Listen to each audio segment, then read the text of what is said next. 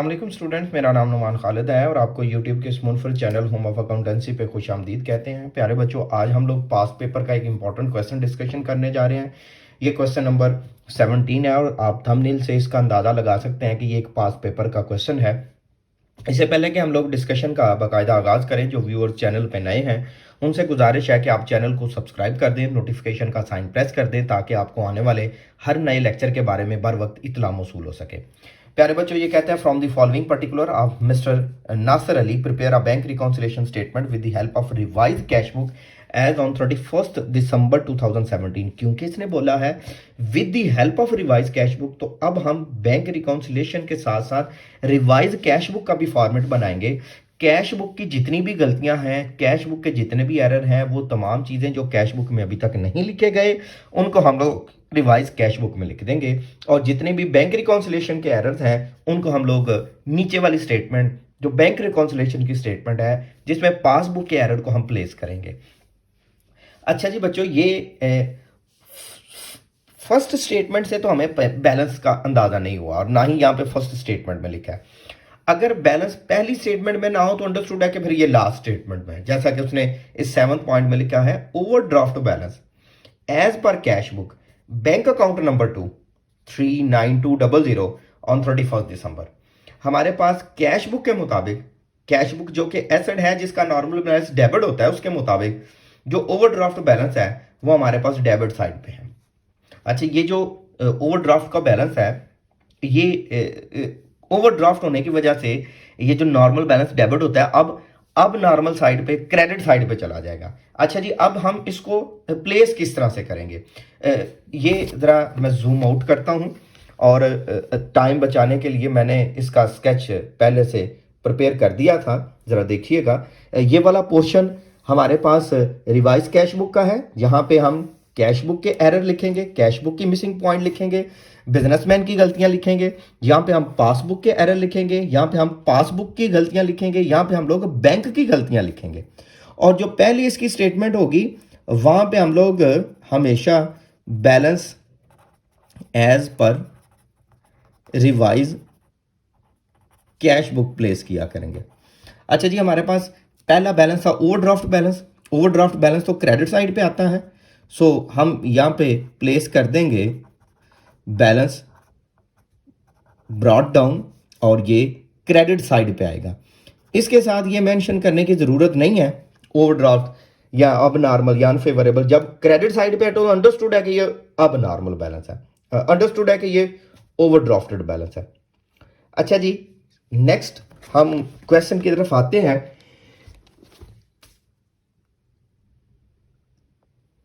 First point जो इसमें लिखा गया है वो है a cheque of 800 which was receive from a customer was entered in the bank column of the cash book. हमने चेक वसूल किया और जिस कॉलम में लिखा जाना चाहिए था वहां पे लिख भी दिया, मींस के कैश बुक वाले ने जहां प्लेस करना था कर दिया, but was paid to the bank in January next. हम दिसंबर के महीने में ये बैंक में नहीं भिजवा सके। ऐसे चेक जो हम वसूल कर लें, हम अपने पास लिख लें, लेकिन बैंक को भिजवाना भूल जाएं, उनको हम कहते हैं ओमिटेड चेक। और जो ओमिटेड चेक्स होते हैं वो आपके बैंक रिकॉन्सिलेशन में आते हैं, वो आपके रिवाइज कैश बुक में नहीं आते। सो ये जो आपका पहला पॉइंट है ये नीचे वाली स्टेटमेंट में रहेगा और यहां पे आप लिख देंगे इसको ओमिटेड चेक्स के तौर पर, और ओमिटेड चेक आपके पास क्रेडिट हो जाएंगे। इसकी अमाउंट आपके पास जो क्वेश्चन में मेंशन की गई है उसी को हम प्लेस करेंगे और वो है 800। तमाम चेक नीचे रहेंगे स्वाय डिसऑनर चेक के, सिर्फ डिसऑनर चेक ऊपर जाएगा। अच्छा जी, सेकंड पॉइंट की तरफ हम आते हैं। अच्छा जी, सेकंड पॉइंट में लिखा गया है the trader had issued checks in December 64,000 out of which he find a check of 28,000 cashed in December। इस 64 में से सिर्फ 28 दिसंबर में हुआ है। A check of 14,000 was in cashed on 2nd January and other was not presented at all। अच्छा, बच्चे क्या करते हैं कि 28 और 14 दोनों को प्लस करते हैं, उसको 64 में से माइनस कर देते हैं। नहीं, ऐसा नहीं करना। ऐसा क्यों नहीं करना?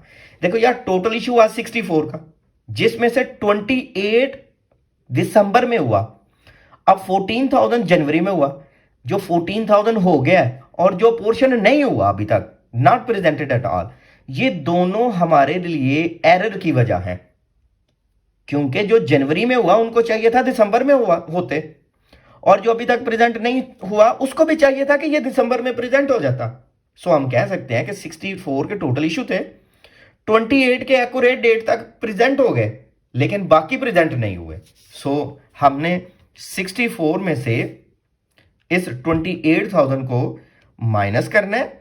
माइनस करने से जो 36,000 अमाउंट है वो अनप्रेजेंटेड चेक्स के तौर पर लिखेंगे, और आप जानते हैं कि चेक सारे नीचे वाली स्टेटमेंट में रहेंगे। सो हम यहां पे सेकंड पॉइंट के तौर पर इसको प्लेस कर देंगे, अनप्रेजेंटेड चेक्स 64,000 माइनस 28,000 और वैल्यू आ जाएगी ये 36,000 की।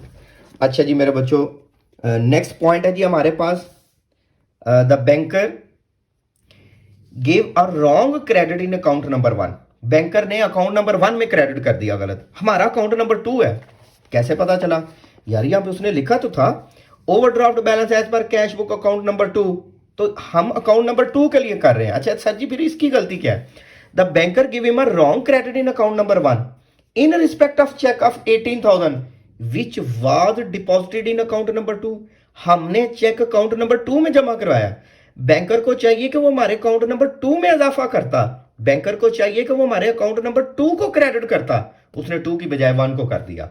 1 में दुरुस्तगी कैसे होगी, क्यों होगी, कब होगी, वो हमारे लिए रेलिवेंट नहीं, हमारे लिए अकाउंट नंबर 2 रेलिवेंट है।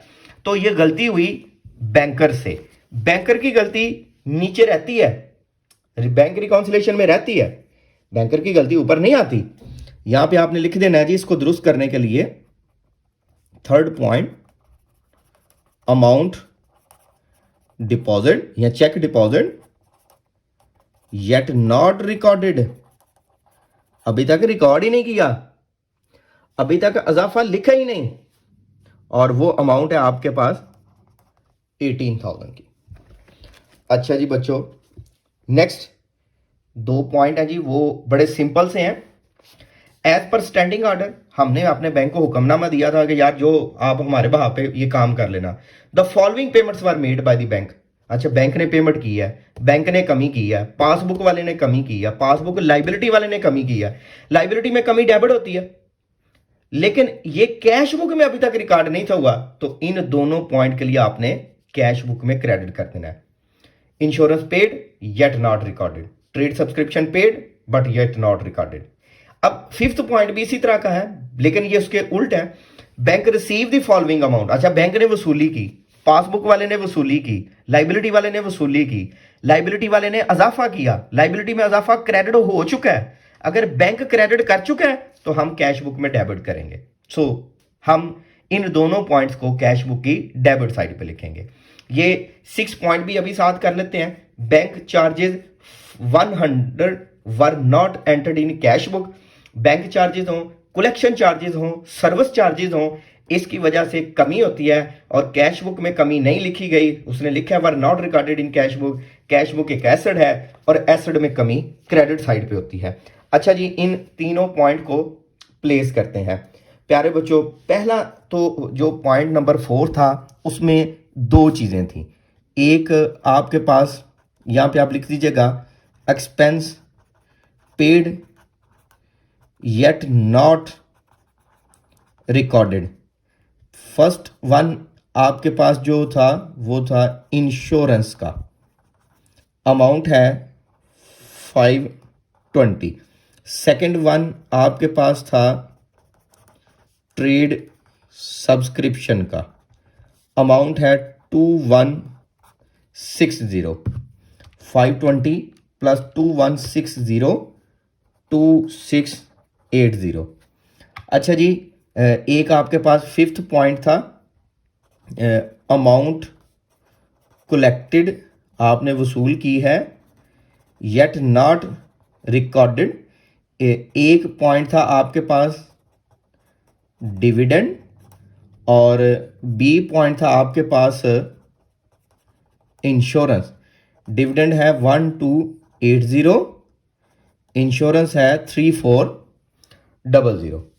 आपका 6 पॉइंट था bank charges yet not recorded, bank charges yet not recorded, amount है आपके पास 100। बैलेंस करते हैं, क्रेडिट साइड ग्रेटर है 392002,680 प्लस 100 41980, इसी को आप यहां पे प्लेस कर दें डेबिट साइड पे, माइनस कर दें 1280 3400 37300 और यहां पे बैलेंस कैरी डाउन।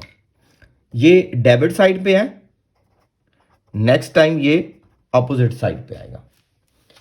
अच्छा जी, इसका भी बैलेंस कर लेते हैं जी।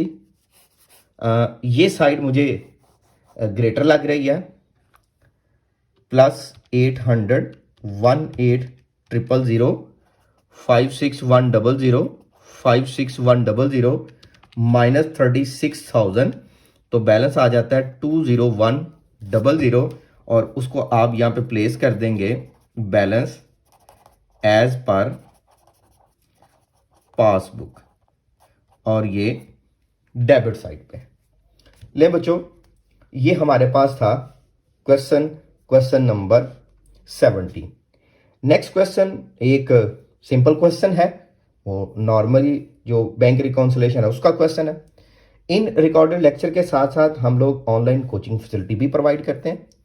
अगर आपको दिलचस्पी हो तो मैंने अपना व्हाट्सएप नंबर इस लेक्चर की डिस्क्रिप्शन में मेंशन किया है, आप वहां से ले सकते हैं। मैं कोशिश करूंगा कि विद इन 24 आवर आपको रिस्पॉन्ड कर सकूं। अपना बहुत सा ख्याल रखिएगा, दुआ में याद रखिएगा। अल्लाह हाफिज़।